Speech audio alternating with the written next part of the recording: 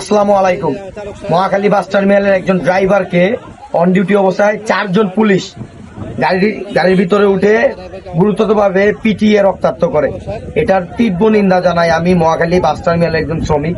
এই বিগত 2-4 দিন ধরে এরকম অবস্থা চলতেছে। ওনারা কিছু হলেই আমাদের ড্রাইভার স্টাফের প্রতি হাত তুলে, এরকম আরেকটা স্টাফকে মারধর করে ওনারা জেলে দিয়ে দিছে। এটার বিচারও 2 দিন আগে হয়েছে। আজকে আবার একজন ড্রাইভারকে পিটিয়ে রক্তাক্ত করা হয়েছে এবং এটা নিয়ে তীব্র নিন্দা এবং অ্যাকশন নেওয়ার জন্য আমাদের নেতাদের কাছে আমরা অনুরোধ জানাইতেছি যে এটা নিয়ে আপনারা কিছু করেন, না হলে ওনারা আরো বেশি কিছু করবেন। আর দ্বিতীয় কথা হচ্ছে, একজন পুলিশ অফিসার যখন ডিউটি অবস্থায় থাকে, ওনার পোশাক পরা থাকে, তখন ওনার গায়ে হাত তোলা টোটালি নিষেধ।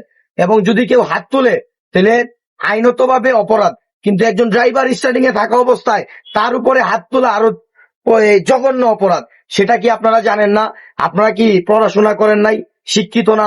আপনি একজন পুলিশ হয়ে আরো 3 জনকে সাথে নিয়ে 4 জন মিলে যে আমাদের ভাইকে এইভাবে নির্যাতন করছেন, এটার কি বিচার নাই? অবশ্যই এটার বিচার হওয়া উচিত।